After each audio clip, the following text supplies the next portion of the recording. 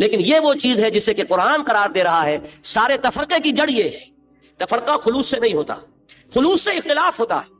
اچھی طرح سمجھ لیجیے ان دونوں چیزوں میں بڑا فرق ہے. اختلاف اور ہے، تفرقہ اور ہے. اختلاف تو یہ بھائی آپ کی رائے یہ ہے، میری رائے یہ، کوئی حرج نہیں، آپ اپنے طریقے پر عمل کیجئے، میں اپنے طریقے پر کرتا ہوں. آپ سمجھتے ہیں کہ ہاتھ یہاں باندھنے چاہیے، باندھ لیجیے، مجھے کوئی اعتراض نہیں. میں سمجھتا ہوں ہاتھ کھول کر نماز پڑھنی چاہیے. میں ابھی ہو کر آیا ابو ظبی، تو پہلی مرتبہ میں نے دیکھا ہے، کیونکہ وہاں کا جو حکمران خاندان ہے وہ مالکی ہے. آج تک کسی مالکی کے پیچھے نماز پڑھنے کا موقع نہیں ہوا تھا. لیکن جس مسجد میں جہاں میرا قیام تھا اس کے قریب کی مسجد میں ویسے متاثر ہوا. وہ اس جو وہاں کے جو رئیس ہیں اور امیر ہیں ان کے رشتہ دار ہیں اور منسٹر ہیں، لیکن نماز وہ پڑھاتے ہیں مسجد میں. تو میں پورے اہتمام کے ساتھ ان کے پیچھے اس لیے کہ واقعہ یہ ہے کہ کوئی شخص صاحب حیثیت ہو، اس کی معاشرے میں کوئی اہمیت ہو اور وہ نماز پڑھائے تو وہ امامت کا جو تصور اسلام دیتا ہے اس سے قریب تر ہے. لہذا میں نے بڑے یعنی اطمینان کے ساتھ اور بڑی میں کہوں گا کہ شوق کے ساتھ ان کے پیچھے نمازیں پڑھی اور وہ ہاتھ کھول کر نماز پڑھی. اللہ اکبر کیا کہ پہلے دن تو بحران ہوا کیا ہوا، یاد باندھنا بھول گئے. بعد میں مجھے خیال آیا کہ یہ شاید مالکی ہیں اور میں بالکل پیچھے. واقعہ یہ ہے کہ اتنے انہیں دعائیں یاد ہیں، اتنے اذکار انہیں ازبر ہیں. فجر کی نماز کے بعد بیٹھ کر جتنی دیر تک وہ دعائیں پڑھتے رہتے ہیں وہ یعنی واقعہ میں بہت متاثر ہو کر آیا ان صاحب کی ذاتی شخصیت. تو میں عرض کر رہا ہوں کہ ہاتھ یہاں باندھ کے نماز پڑھنا چاہتے ہو باندھ لو، کھول کے پڑھنا چاہتے ہو کھول. یہ اختلاف ہے. اور اگر یہ ہو کہ اس کے پیچھے اب نماز نہیں ہوتی، اب ہماری نماز علیحدہ ہوگی، ہماری مسجد علیحدہ، یہ تفرقہ ہے، یہ کٹ جانا ہے، یہ من دیگرم تو دیگری ہے. تو تفرقہ اور شے ہے، اختلاف اور شے. اختلاف امام مالک میں، امام احمد بن حنبل میں ہے. اختلاف امام مالک اور امام ابو حنیفہ میں ہے. اختلاف امام ابو حنیفہ اور ان کے شاگردوں میں ہے. قاضی ابو یوسف کی رائے اور ہے، امام محمد شیبانی کی رائے اور ہے، امام ظفر کی رائے اور ہے. تو اختلاف تو قطعاً کوئی بری شے نہیں، بلکہ اختلاف تو اس کائنات میں اللہ تعالیٰ کی کریشن کے اصولوں میں سے ایک اصول ہے. دو انسانوں کی شکلیں ایک جیسی نہیں، دو انسانوں کی انگوٹھے کے یہ نقش ہیں یہ ایک جیسے نہیں. ہم امپریشن کی بنیاد پر آپ لوگوں کو پہچانتے ہیں. تو معلوم ہوا کہ اختلاف میں کوئی بری بات نہیں ہے، تفرقہ برا ہے. اور تفرقہ جہاں بھی ہوتا ہے وہ خلوص سے نہیں ہوتا. وہ تفرقہ ہمیشہ جو ہے وہ ہوتا ہے بغیم بینہم وما تفرقوا الا من بعد ما جاءہم العلم بغیم بینہم. نہیں تفرقے میں مبتلا ہوئے یہ مگر اس کے بعد کہ ان کے پاس العلم، ہدایت، روشنی اللہ کی آ چکی تھی. اور کس لیے ہوئے؟ آپس میں زدم زدہ، ایک دوسرے پر فوقیت حاصل کرنے کے لیے، ایک دوسرے پر بالا دستی کے حصول کے لیے. وَلَوْلَا كَلِمَةٌ سَبَقَتْ مِن رَبِّكَ، اور اے نبی اگر تیرے رب کی طرف سے ایک بات پہلے سے طے پا چکی نہ ہوتی. ایک بات طے پا چکی ہے، اللہ تعالیٰ مہلت دے گا. اللہ تعالیٰ نے رسی دراز کی ہے، وہ فوراً نہیں پکڑتا، بلکہ جتنی مہلت اس نے جس کے لیے لکھ دی ہے اتنی مہلت وہ دے گا. یہ بات ذہن میں رکھیے ذرا. جب ابو جہل مار رہا تھا حضرت سمیہ کو رضی اللہ تعالی عنہا، کتنے صحابہ کے دل میں یہ آرزو ہوتی ہوگی کاش اس بدبخت کا ہاتھ شل ہو جائے، کاش کہ اس کے اوپر فالج گرے کہ یہ ہماری ایک بہن کو اس طرح مار رہا. اور وہ تو مسلمان شاید اس وقت اپنی جانیں ہتھیلی پر رکھ کر اس کی ٹکا بوٹی کر دیتے. لیکن جیسا کہ میں انقلاب کے مراحل کے ضمن میں بیان کر چکا ہوں اور کل پھر مجھے بیان کرنا ہے، کورنگی میں جو میری تقریر ہے وہ اسی موضوع پر ہے، پاکستان میں اسلامی انقلاب کیا، کیوں اور کیسے، اسی موضوع پر. تو اس میں حکم نہیں تھا، اجازت نہیں تھی، بدلہ لینے کی اجازت نہیں تھی. حکم یہ تھا کہ مار کھاؤ، تمہارے ٹکڑے اڑا دیں، لیکن تمہیں ہاتھ اٹھانے کی اجازت نہیں، سب کرو جھیلو. لہذا وہ مجبور تھے، لیکن دل میں تو خواہش ہوتی ہوگی کہ کاش اس کا ہاتھ شل ہو جائے. یہ ہاتھ جو کوڑا اٹھا کر یہ مار رہا ہے اس سمیہ رضی اللہ تعالیٰ عنہ پر، کاش کہ اس کا یہ ہاتھ یہیں پر شل ہو جائے. لیکن اللہ نے رسی دراز کی ہوئی ہے، اللہ نے مہلت دی ہوئی ہے. جب تک وہ مہلت ہے جو کچھ کر رہا ہے کرے. ہمارے بندوں کے لیے یہ آزمائش ہے، آزمائش ہی نہیں تربیت کا ذریعہ ہے. ان کے اندر ایمان اور نکھر رہا ہے، ان کے یقین میں اور اضافہ ہو رہا ہے. ان کے اندر جو اگر کوئی کسی درجے میں کوئی کھوٹ ہے ان آزمائشوں کی بھٹیوں میں سے گزر وہ کھوٹ ختم ہو رہا ہے. لہذا ہر شے کی ایک حکمت ہے. فرمایا اے نبی اگر آپ کے رب کی طرف سے ایک وقت معین کے بارے میں فیصلہ نہ ہو چکا ہوتا لقضی بینہم، تو ان کے مابین معاملات چکا دیے جاتے، ان کا فیصلہ کر دیا جاتا، ان کا قصہ چکا دیا جاتا. لیکن یہ کہ چونکہ اللہ تعالیٰ نے مہلت دی ہوئی ہے لہذا اب یہ جو کچھ کر رہے ہیں آپ کی مخالفت میں، ریشہ دوانی جو کر رہے ہیں، سازشیں کر رہے ہیں، اس کی انہیں چھوٹ ہے. ابھی اللہ کی پکڑ جب آئے گی تو ان بطش ربک لشدید، لیکن جب تک وہ پکڑ نہیں آتی اللہ کی طرف سے انہیں مہلت ملی ہے. وَإِنَّ الَّذِينَ أُورِثُوا الْكِتَابَ مِن بَعْدِهِمْ، اس ٹکڑے کو بھی اچھی طرح انڈر لائن کیجیے اور یاد کیجیے گا. اور وہ لوگ کہ جو وارث بنائے گئے کتابوں کے ان کے بعد لفی شک منہ مریب، اب اس کے بارے میں ایک شک اور شبہ کے اندر مبتلا ہیں. اور وہ شک بھی وہ ہے کہ جو دل میں خلجان پیدا کر دینے والا ہے. یہ کیا بات فرمائی؟ دیکھیے اللہ تعالیٰ نے نبی بھیجا، نبی کو کتاب دی. اب اس کے بعد کچھ عرصے تک تو امت نے کتاب کو تھاما، نبی کے راستے پر چلے. اس کے بعد بدعات، اس کے بعد نئی رسومات، اس کے بعد تفرقہ، اس کے بعد اختلاف. کتابیں پڑھ رہے ہیں، تورات کے عالم ہیں، آپس میں دست و گریبان ہیں. اسی تورات کو پڑھ رہے ہیں، وہ اس کو کافر کہہ رہا ہے، وہ اس کو کافر کہہ رہا ہے. نتیجہ کیا نکلے گا؟ اگلی نسل کے دل میں شکوک و شبہات پیدا ہو جائے گے. آج جو آپ اپنے معاشرے میں دیکھ رہے ہیں، علماء کا اختلاف، علماء آپس میں دست و گریبان، फला फला के कुफ्र का फतवा दे रहा है, वो उसके कुफ्र का फतवा दे रहा है, उसकी नमाज उसके पीछे नहीं हो रही, इसकी नमाज उसके पीछे नहीं हो गई। और गजब खुद ये कि दोनों हनफी, बरेलवी भी हनफी और देवबंदी भी हनफी, लेकिन हनफी हनफी के माबैन इस तरह का बैर, इस तरह की दुश्मनी, जैसा कुछ के हुआ था पिछले साल बादशाही मस्जिद लाहौर पर बाकायदा मारका जो है वो सरगर्म हुआ और जहां के कई लोग जख्मी हुए। ये सब कुछ क्या हो रहा है? मस्जिदों पे हमले, मस्जिदें जो है इंग्लिस्तान की मस्जिदों में ताले पड़वा दिए, इंग्लिस्तान की मस्जिदों में कुत्तों को दाखिल करना पड़ा है।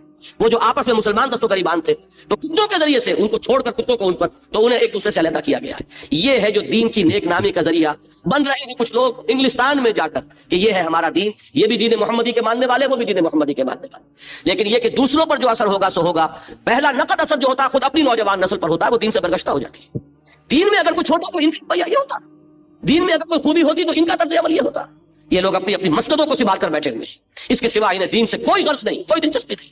ये है वो नतीजा कि जो पैदा होता है सबसे खतरनाक, कि नई नस्ल, आने वाली नस्ल वो दीन से बरगश्ता हो जाती है। वइन्नल लज़ीना ऊरिसुल किताब मिन बादिहिम, और वो लोग के जो उनके बाद किताब के वारिस बनाए गए, लफी शक्क मिन्हु मुरीब, वो उस किताब ही के बारे में शक व शुबे में मुब्तला हो गए। अगर इस कुरान में खैर था तो ये क्या हो रहा है जो जाहिर हो रहा है? हमने तो कुरान नहीं पढ़ा। देखिए मैं बात वो कर रहा हूं जो सही सही बात आपके माशरे में है कि एक शख्स कहता है मैंने तो कुरान नहीं पढ़ा भाई, मैं तो इसलिए गुमराह हूं। ये तो कुरान के पढ़े हुए हैं, इनको क्या हुआ? इनका किरदार क्या है? इनका तर्ज अमल क्या है? ये कुरान के हाफिज, ये कुरान के एक एक जो है लफ्ज के बारे में बता देंगे कि इसका इराद क्या है, और जरा ज़बर और ज़ेर की गलती हो जाए तो पकड़ लेंगे। लेकिन कुरान मजीद ने उनके किरदार पर क्या असर किया है, उनको जो आपस में फड़ा हुआ है, तो इससे जो असल जो बदएतमादी पैदा होती है सिर्फ इस कुरान की तरफ से होती है। वइन्नल लज़ीना ऊरिसुल किताब मिन बादिहिम लफी शक्किन मिन्हु मुरीब। नतीजा ये निकलता है उलमा के इस तफस्सुर का कि फिर जो लोग उनके बाद वारिस बनते हैं उस किताब के, वो किताब ही के बारे में शक व शुबे में मुब्तला हो जाते हैं।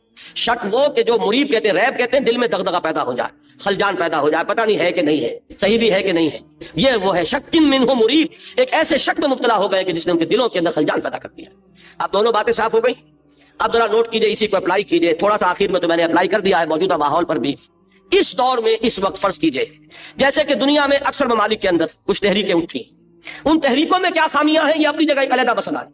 कोई तहरीक भी कामिल होने का दावा नहीं कर सकती, जैसी कि कामिल तहरीक थी मोहम्मद रसूलुल्लाह की, जिसको कि अल्लाह ताला की रहनुमाई हासिल थी, जिसको कि रसूल की रहनुमाई हासिल थी, जिसके रहनुमा जो है मासूम थे, जिसके रहनुमा का तार जो है वही का जुड़ा हुआ था कि हर वक्त जो है वो हिदायत आ रही है। तो जाहिर बात है कि वैसी तो कोई तहरीक नहीं हो सकती, कोई ना कोई खामियां, कोई ना कोई कोताहियां, कोई हमारे अपने जो दामन के दाग और धब्बे हैं वो खुद हमारे काम में रुकावट बन जाते हैं, हमारी अपनी कमजोरियां और तकसीरात हैं, जिसकी बिना पर लोगों को मौका होता है कि ये लोग हैं दीन के अलमबरदार और दीन को पेश करने वाले, तो उनको भी फिर अपनी उस बेदीनी पर कुछ थोड़ा सा इत्मीनान पैदा हो जाता है।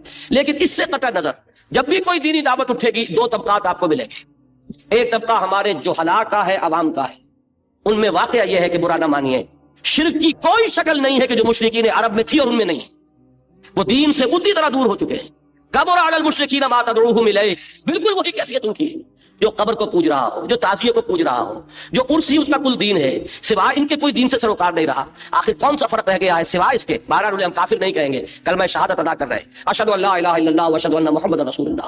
इस एतबार से कानूनन इस्लाम के दायरे में है, वो मामला अलग है। लेकिन हकीकत के एतबार से बताइए कि वो और क्या करते थे?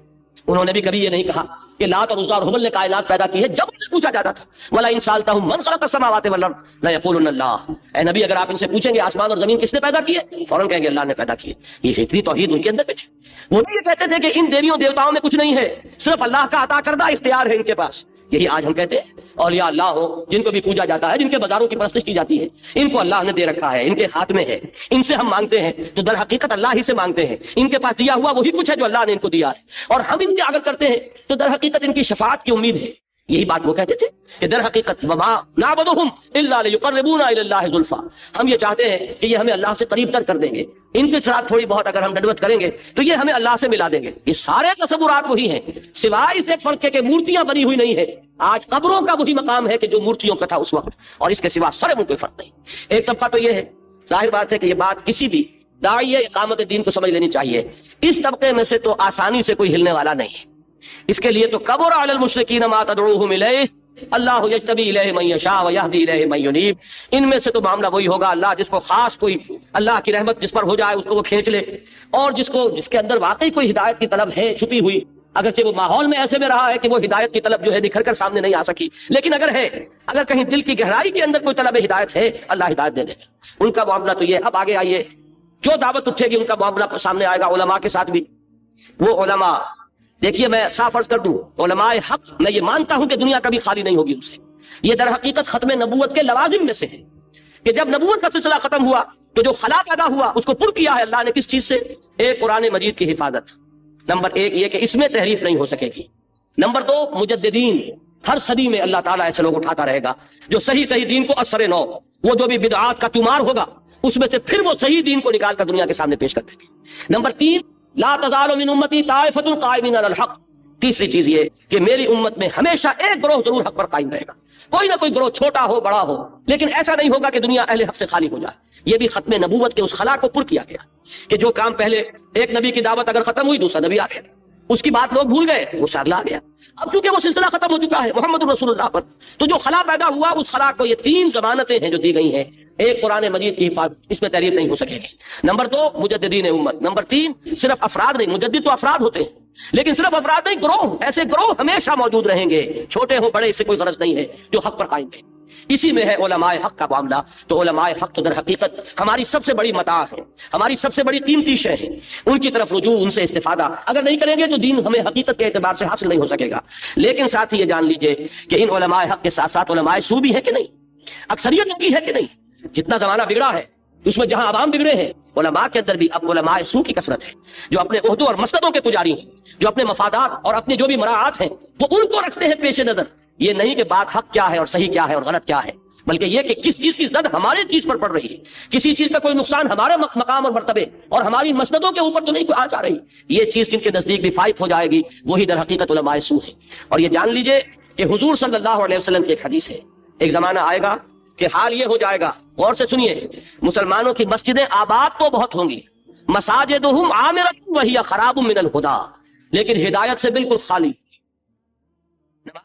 مسجد بڑی عالی شان، سنگ مرمر لگا ہوا ہے اور قالین بچھے ہوئے ہیں، فانوس جو ہے لٹک رہے ہیں، یہ سب کچھ ہے.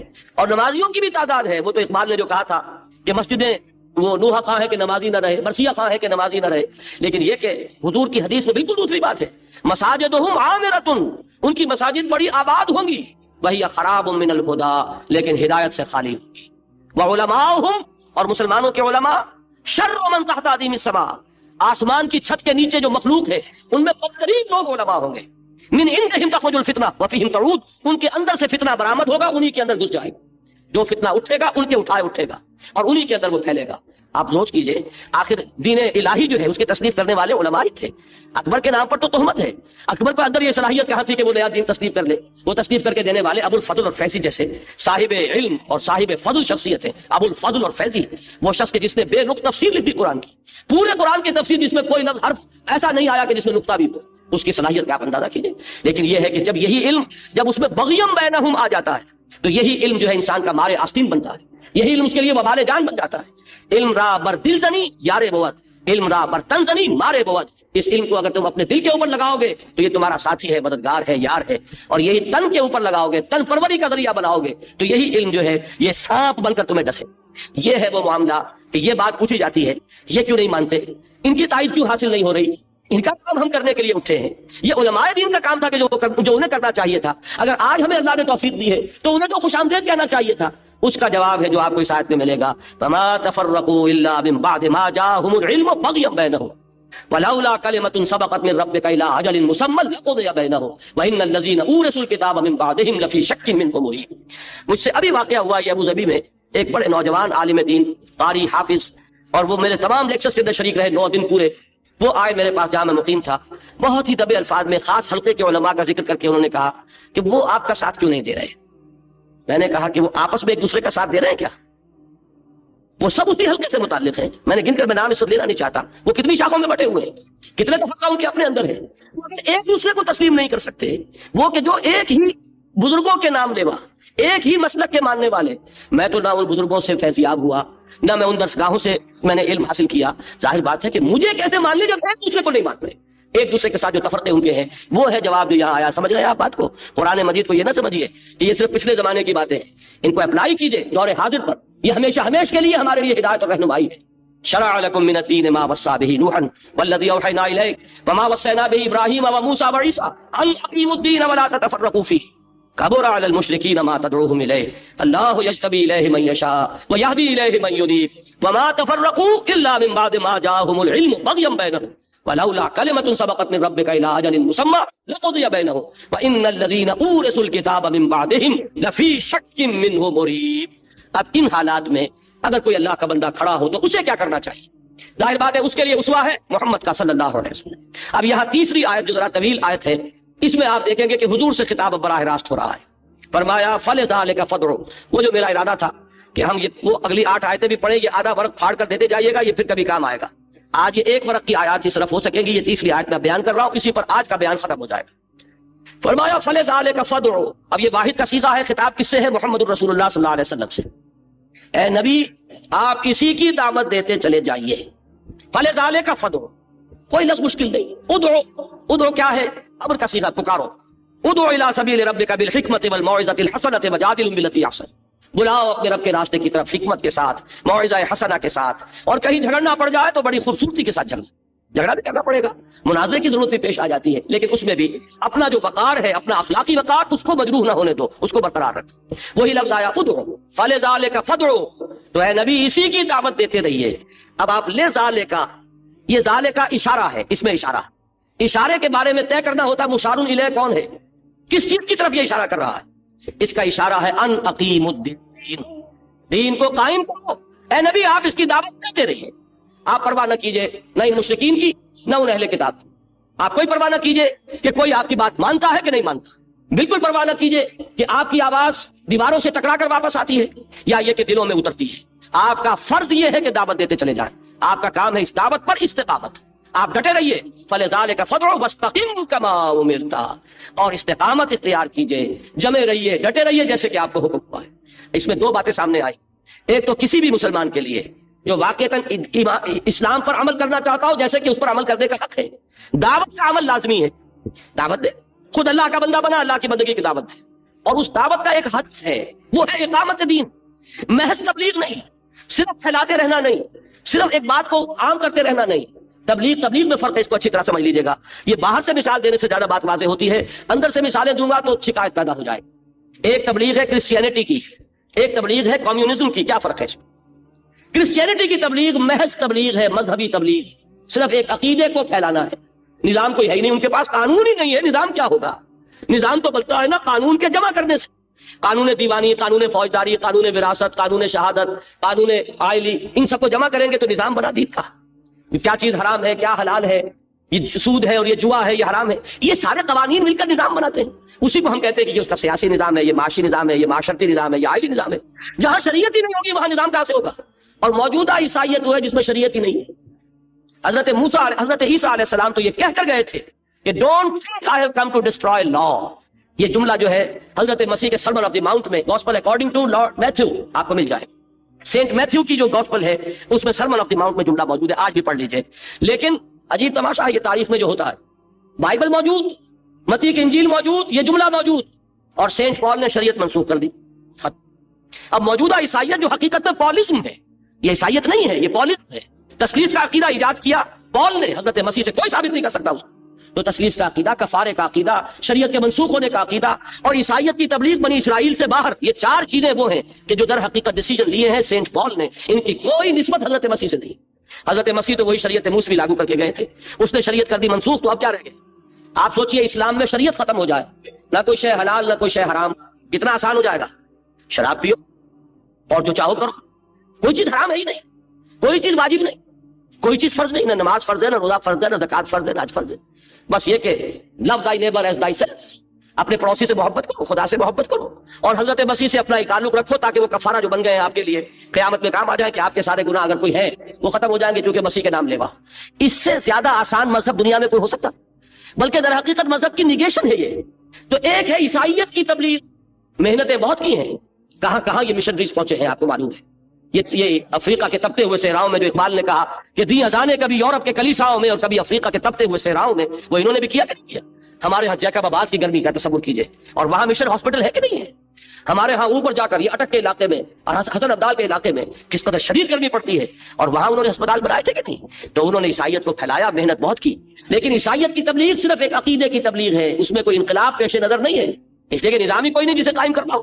میں کہا کرتا ہوں کہ گنجی کیا نہائے کیا نچوڑے، ہے ہی شے کچھ نہیں. بال ہی نہیں ہے تو کس چیز کو نچوڑے گی، کسے خشک کرے گی؟ اسی طریقے سے جس مذہب میں شریعت ہی نہیں قائم، کس شے کو کرے گی؟ اس کی تبلیغ کا مطلب ہے صرف ایک عقیدے کی تبلیغ. جبکہ اشتراکی تبلیغ کا کیا مطلب ہے؟